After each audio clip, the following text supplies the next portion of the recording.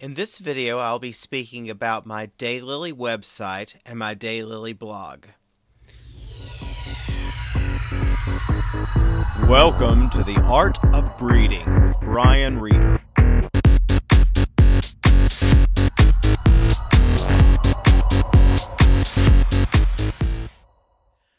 The URL web address for my Daylily website is sundragondaylilies.com. The URL for my blog is daylilybreeder.blogspot.com. And of course, there's a link to the blog throughout the website. On the Daylily website itself, it was created for my Daylily breeding program so that as I introduce Daylily cultivars, and for those of you who don't know, what we do in the Daylily world is you pick a select seedling that you think has superior traits.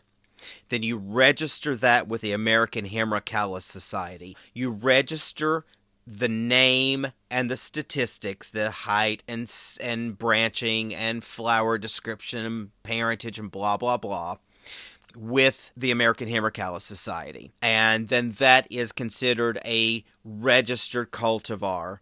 And when we release that to the public, we call that an introduction.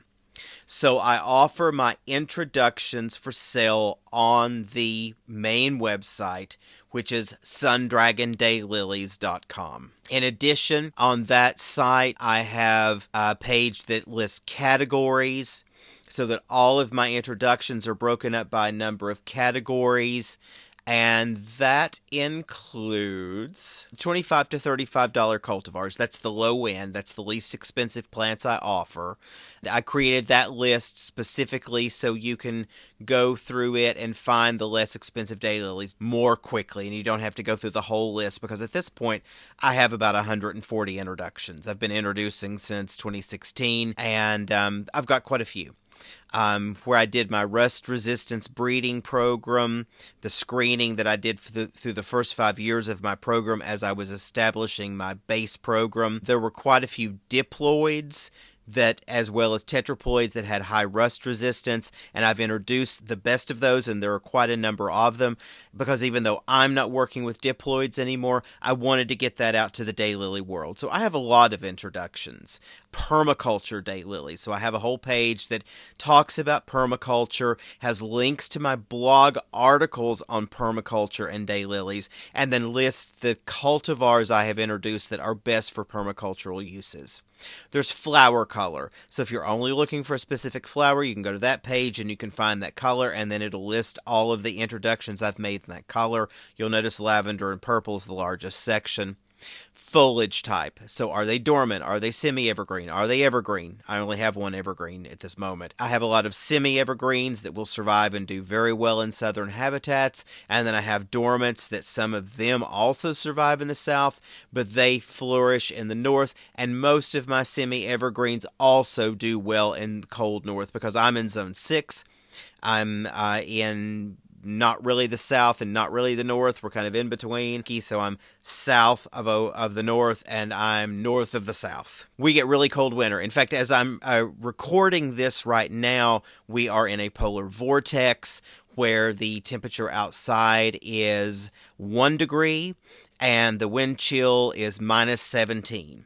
So my stuff survives. I don't have them mulched, and I'm doing nothing to protect them. They're out there. If I lose some of the seedlings, good riddance, because that way I know the stuff that's left can survive these lows. Rust resistance. Now, most people don't care about rust. Daily breeders often, are like, why could we be bothered to put in an important trait? Rust doesn't do anything to the flower. But rust resistance is important, and especially if you live in the South. If you live in the South where rust is endemic, rust is a big deal. And, I know a lot of people spray. They spray fungicides, but that also is killing the good biome in your garden. And a lot of people want resistance so they can continue to grow daylilies without spraying, and I have a list of them. In fact, on that list, if you click on that page and go to it, that's actually a page at the blog, it lists all of my introductions and tells you what their rust resistance was and how many years they tested. because I did 5 years, but there are things that were 5 years, things that were 4 years, things that were 3 years, things that were 2 years, things that were 1 year. The best ones, of course, are the 5-year because they have a lot of provenance. So like A+, which is seemingly immune, A+ 5-year is the highest. But I also am beginning to have cultivars that were never tested, and I don't know what the resistance is, though I know the resistance of their parents, and more than likely they have some resistance, but there's no guarantee of it, and I don't know. And so I also list that. Height. So that's the height of the flower scape. So if you want short ones, you can find them really fast. If you want tall ones, that's what I specialize in, or the giants, though I have a lot of introductions that are not the giant tall ones. So a specialized page just for height I thought was very helpful. That way you can find what you want. Ploidy level. Is it tetraploid? Is it diploid? Is it triploid? I don't have any triploids, but if I did, it'd be there. Flower season. Okay, so that's the whole group of them. And of course, the flowers range from early season all the way to very late. And I am breeding some of all. Early, and the early season can be problematic. So I've done a lot of resistance breeding for late spring freezes and thrips resistance in those. Very late, mid-late, late, that's actually my favorite part of the season, and a lot more of that is starting to come out as I get further into my breeding. So you can find all of that there.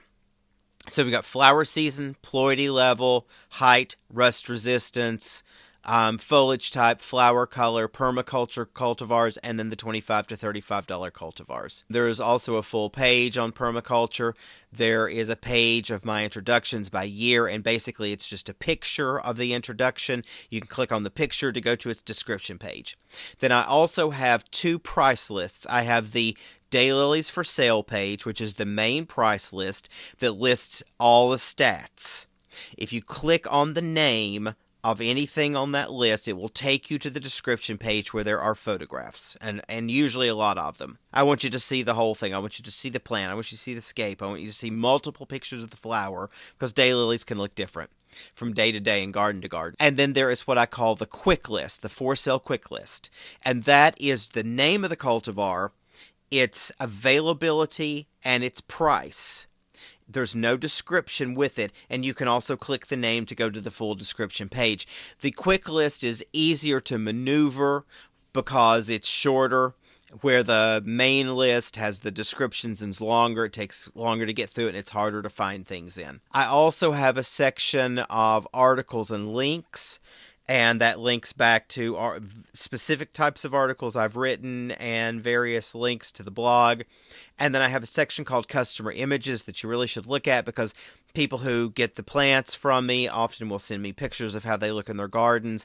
And 9 times out of 10, they look better in their gardens than they do in mine, because they're using fertilizer and they're watering and they're putting amendments in the soil, and, they're doing all the stuff I don't do. My daylilies look great in the care they're given. But if you then give them more care, they look even better. I have to do them the way I do them because I'm constantly selecting so that they can look good in your garden if you don't do anything. But if you do then use inputs, they're going to be even better. And so I use those customer images because I want you to see what they can look like in those settings. So that covers the main website. Then at the blog, I've been writing there since 2011, and there are a lot of articles there. At the top of that blog, the Daylily Breeder blog, there's a navigation bar there at the top with links. So there is the home, and that'll take you to the main page of the blog. There is a page, and this one's very important, that's called Contents, and that is chronological, and it links everything on the blog and the website. Okay, so if you go in there, you can go down by year and find a complete listing of all the articles on the blog. That's a great place to start. Next to that is Sundragon Daylilies. If you click that, it takes you to the website. Availability pricing takes you to the long form price list.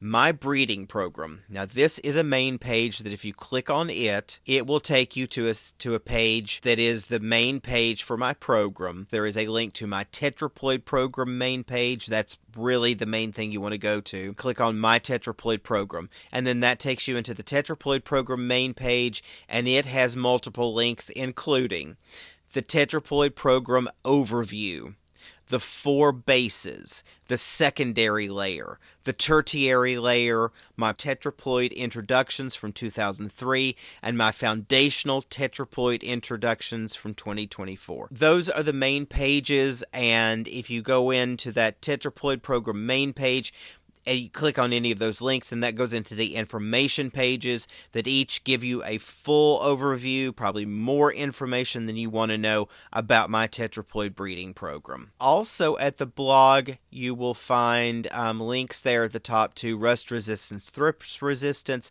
That's a main page that has links to all the articles I've written on thrips resistance and rust resistance and breeding for them. There's several. It also has an article link that I wrote for the Daylily Journal. There is a section called Breeding Daylilies that covers all my articles on breeding and hybridizing.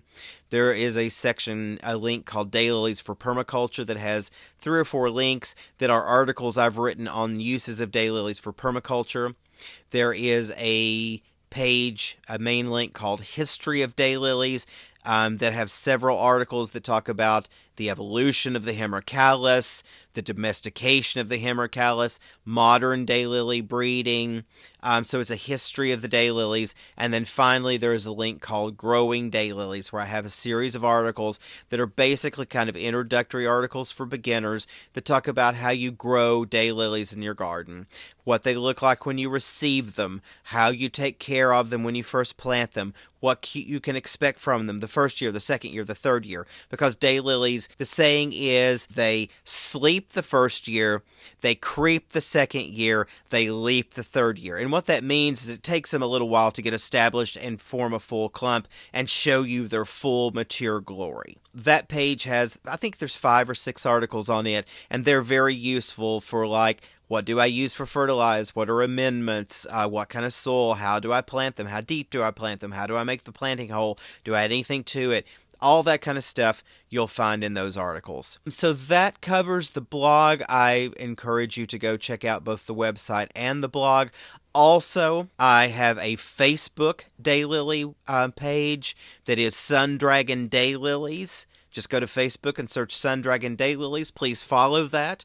Like the images. I post there. I try to post every day. I don't always get to. Sometimes I post multiple times a day. It depends on what time of year it is and what I'm doing. Those are my 3 main internet sources for daylily information. And if you go look at the blog, there's a lot of information there. There is a great article that you should look up if you're interested in daylily colors that's called Getting Clear About Color, and it's all about the genetics of the flower color. There's a lot of information there on the blog. So be sure and check that out if you're interested in daylilies. That's it for this one. Thank you for visiting my channel. I hope this video was interesting to you. If you would like to know more about this subject, leave a comment or question below in the comments section. Please leave a like on this video and subscribe to the channel. Click the bell notification to be alerted when new videos post. You can find my poultry books on Amazon at the link below in the show notes. My daylily website, sundragondaylilies.com, offers information on booking me for consultations on your specific genetics questions or mentoring for your breeding projects. It also lists all of my daylily introductions, the cultivars that are currently available, and links to my blog where you can find the bulk of my daylily writing. Thank you for joining me for this video, and I hope you'll be back for more. Have a great day.